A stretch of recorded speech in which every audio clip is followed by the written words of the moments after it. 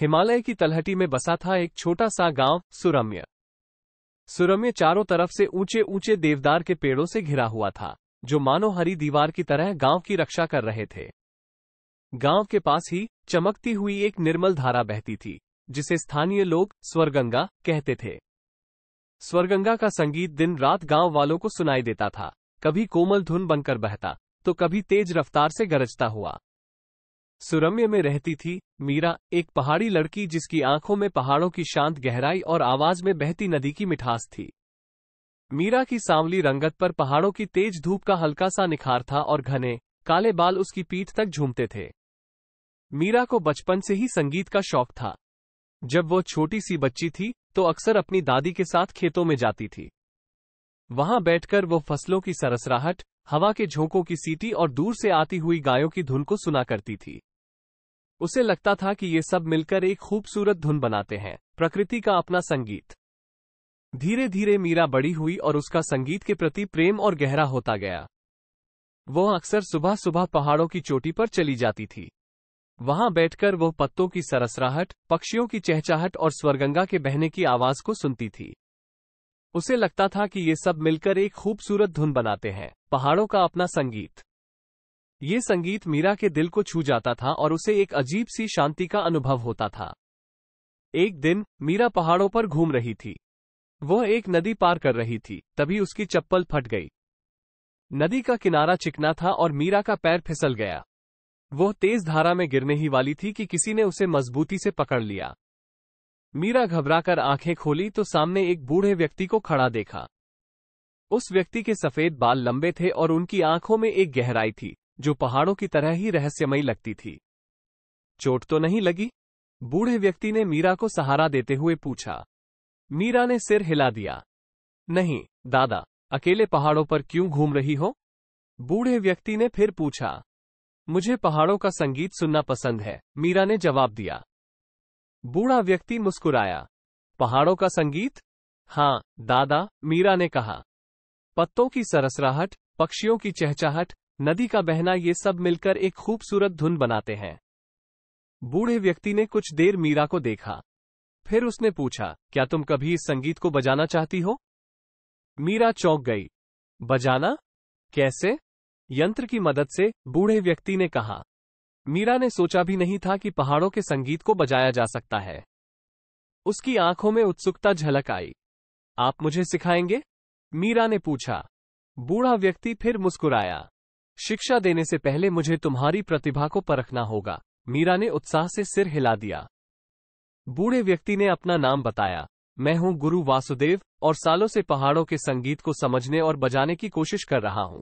कुछ देर बात करने के बाद गुरु वासुदेव मीरा को अपने साथ एक छोटी सी गुफा में ले गए। गुफा के अंदर सूखी पत्तियों और जड़ी बूटियों की खुशबू फैली हुई थी। दीवारों पर प्राचीन चित्र बने हुए थे, जो पहाड़ों और प्रकृति से जुड़े हुए थे। गुफा के बीचों बीच एक अजीब सा वाद्य यंत्र रखा हुआ था। ये किसी भी वाद्य यंत्र से अलग दिखता था। इसकी बनावट लकड़ी की थी, लेकिन इसकी आकृति किसी पहाड़ी पक्षी से मिलती जुलती थी। ये है वीणा, गुरु वासुदेव ने मीरा को वो वाद्य यंत्र दिखाते हुए कहा। इस वीणा की तारें पहाड़ी नदियों के रेशों से बनी है और इसका शरीर पहाड़ों की सबसे मजबूत लकड़ी से बना है। इसे बजाना आसान नहीं है, इसके लिए पहाड़ों को समझना और उनका सम्मान करना जरूरी है। मीरा ने ध्यान से गुरु वासुदेव की बातें सुनी। वह जानती थी कि पहाड़ों का सम्मान करना कितना जरूरी है। ये पहाड़ ही थे जो सुरम्य गांव की रक्षा करते थे। ये पहाड़ ही थे जिनसे स्वर्गंगा जैसी निर्मल नदियां निकलती थीं और ये पहाड़ ही थे जो मीरा को एक अजीब सी शांति का अनुभव कराते थे। उस दिन से मीरा रोज सुबह गुरु वासुदेव की गुफा में जाती थी। गुरु वासुदेव ने उसे वीणा बजाना सिखाना शुरू किया। यह आसान नहीं था। वीणा की तारें बहुत पतली थीं और जल्दी टूट जाती थीं। कई बार मीरा हार मान लेना चाहती थी, लेकिन गुरु वासुदेव उसे समझाते थे कि संगीत सीखने में धैर्य और लगन की जरूरत होती है। धीरे धीरे मीरा की मेहनत रंग लाने लगी। वह वीणा की तारों को छेड़ना सीख गई। पहले तो उससे बेसुरी आवाजें ही निकलती थीं, लेकिन कुछ समय बाद उसने हवा के झोंकों जैसी कोमल धुनें निकालना शुरू कर दिया। एक सुबह मीरा पहाड़ों की चोटी पर बैठी थी और वीणा बजा रही थी। उसने स्वर्गंगा के बहने की आवाज को ध्यान से सुना और फिर उसे वीणा की तारों पर उकेरने की कोशिश की। धीरे धीरे वीणा से स्वरगंगा के बहने जैसी ही मीठी धुन निकलने लगी। मीरा को खुशी हुई। वो आखिरकार पहाड़ों के संगीत को बजा पा रही थी। कुछ समय बाद गुरु वासुदेव ने मीरा को बताया कि वह अब तैयार है। तैयार किस लिए, दादा? मीरा ने पूछा। गांव वालों को पहाड़ों का संगीत सुनाने के लिए, गुरु वासुदेव ने जवाब दिया। मीरा थोड़ी घबरा गई। वो अकेले गांव वालों के सामने वीणा नहीं बजाना चाहती थी, लेकिन गुरु वासुदेव ने उसे समझाया कि यह बहुत जरूरी है। गांव वाले भले ही पहाड़ों के संगीत को हर रोज सुनते हैं, लेकिन शायद उन्हें यह एहसास नहीं होता कि यह कितना खूबसूरत है। तू उन्हें यह एहसास दिला सकती है। अगले दिन पूरे गांव में यह खबर फैल गई कि मीरा पहाड़ों का संगीत बजाने वाली है। शाम होते होते गांव का चौक भर गया। बच्चे, बूढ़े, सभी उत्सुकता से इंतजार कर रहे थे। मीरा थोड़ी घबराहट के साथ वहां पहुंची। उसने गुरु वासुदेव को देखा जो चौक के एक कोने में खड़े मुस्कुरा रहे थे। एक गहरी सांस लेकर मीरा बीच में बने चबूतरे पर बैठ गई। उसने अपनी आंखें बंद कर ली और पहाड़ों की कल्पना की। उसने हवा के झोंकों को महसूस किया, पत्तियों की सरसराहट सुनी और स्वरगंगा के बहने का अनुभव किया। फिर उसने धीरे धीरे वीणा की तारों को छेड़ना शुरू किया। पहले तो कोमल सी धुन निकली, मानो हवा पहाड़ों की चोटी पर सीटी बजा रही हो। फिर धुन थोड़ी तेज हुई, मानो पक्षी आपस में बातें कर रहे हों। धीरे धीरे स्वरगंगा के बहने जैसी गहरी धुन उसमें शामिल हो गई। चौक में सन्नाटा छा गया था। सभी लोग आंखें बंद करके मीरा की वीणा सुन रहे थे। उन्हें लगा जैसे वे खुद पहाड़ों पर खड़े हों और प्रकृति का संगीत सुन रहे हों। कुछ देर बाद वीणा से एक शांत धुन निकली, मानो पहाड़ गहरी नींद में सो गए हों। जब आखिर में मीरा ने आखिरी तार को छेड़ा, तो तालियों की गड़गड़ाहट पूरे गांव में गूंज उठी। गांव वालों ने मीरा की बहुत तारीफ की। उन्हें यह एहसास हुआ कि वे सालों से जिस संगीत को सुनते आ रहे थे, वो कितना खास है। उस दिन से मीरा सुरम्य गांव की प्रसिद्ध वीणा वादक बन गई। वो हर शाम चौक में बैठकर लोगों को पहाड़ों का संगीत सुनाती थी। कभी वो स्वरगंगा के तेज बहाव की धुन बजाती थी, तो कभी पहाड़ों पर पड़ने वाली पहली बर्फ की सरसराहट। गांव वाले मीरा की वीणा सुनकर खुश होते थे और पहाड़ों के प्रति उनका सम्मान और बढ़ जाता था। कुछ सालों बाद एक प्रसिद्ध संगीतकार सुरम्य गांव आया। गांव वालों ने उसे मीरा के बारे में बताया और उसे मीरा की वीणा सुनने के लिए आमंत्रित किया। संगीतकार मीरा की वीणा सुनकर मंत्रमुग्ध हो गया। उसने पहले कभी ऐसा संगीत नहीं सुना था। संगीतकार ने मीरा को शहर आने और वहां संगीत समारोह में वीणा बजाने का प्रस्ताव दिया। मीरा पहले तो झिझकी, लेकिन गुरु वासुदेव ने उसे जाने के लिए प्रोत्साहित किया। तुम्हारा संगीत दुनिया को सुनाया जाना चाहिए, मीरा, गुरु वासुदेव ने कहा। ये पहाड़ों का सम्मान है। आखिरकार मीरा ने शहर जाने का फैसला किया।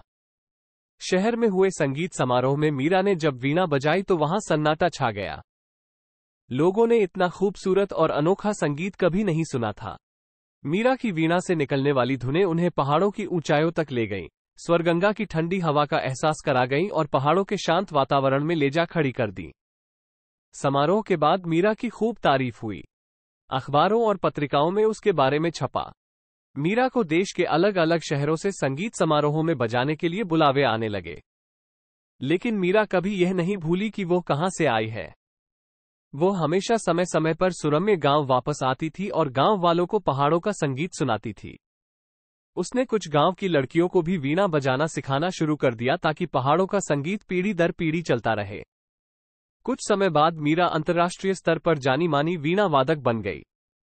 उसने कई देशों में जाकर संगीत समारोहों में भाग लिया और लोगों को पहाड़ों का अनोखा संगीत सुनाया।